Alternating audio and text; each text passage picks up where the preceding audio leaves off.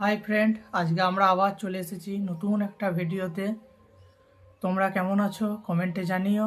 আর আজকে আমি যে মুভির ট্রেলার রিভিউ করতে চলেছি সেটা হচ্ছে দরদ, মেগাস্টার শাকিব খানের একটি ভালো মুভি, সেটির আজকে রিভিউ করব। তা স্টে উইথ আস।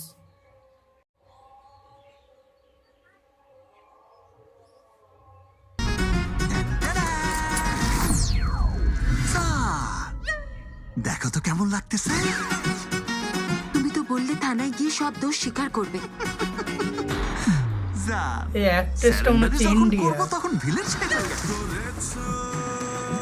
হিরো সেজেই করবো। শাকিব খানের গানগুলো একদম হয়, দারুণ গান। ফাতেমা, আমি তুলু মিয়া, তোমাকে ভালোবাসি, বিয়ে করবে আমাকে?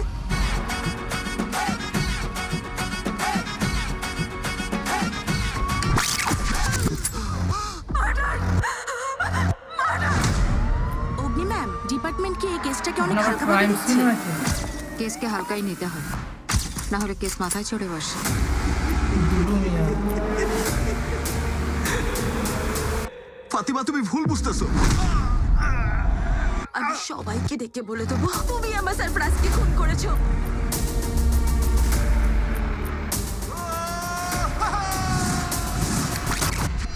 আমি খুন করিনি ম্যাডাম। খুনটা উনিই করেছে। আরে সরফরাজকে মারেনি, আমাকে মেরেছে, আমাকে মেরেছে।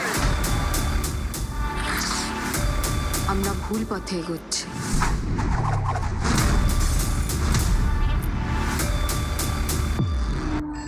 This is not a normal case.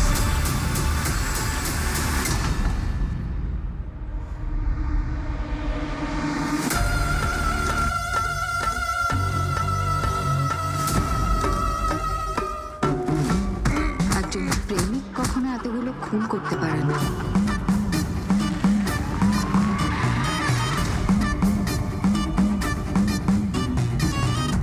আমি তাহলে জিতেই গেলাম।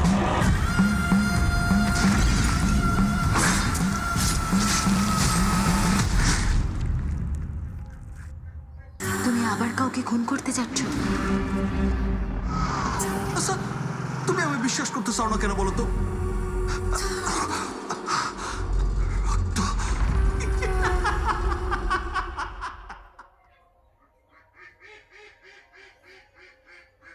হ্যাঁ, তো এই মুভিটা শাকিব খান খুব ভালো অভিনয় করেছেন এবং যে নতুন অ্যাক্ট্রেস সেও খুব ভালো অভিনয় করেছে।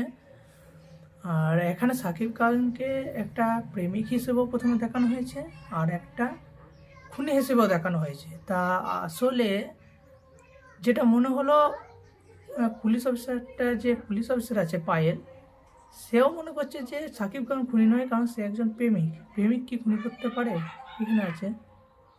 এখানে হয়তো এমনও হতে পারে তাকে শাকিব খানকে এখানে সাইকো হিসেবে ব্যবহার করা হয়েছে এবং খুনটা অন্য কেউ করেছে এবং তাকে ব্যবহার করা হচ্ছে। এইরকম করে কিছু একটা গোপন কথা আছে যেটা মুভি হলে গিয়ে আপনারা বুঝতে পারবেন। তো আজকে ভিডিওটা এখন পর্যন্তই, দেখা হচ্ছে পরের ভিডিওতে। আর যদি আপনার ভিডিওটা ভালো লাগে তো সাবস্ক্রাইব করবেন এবং চ্যানেলটির পাশে থাকবেন। টাটা।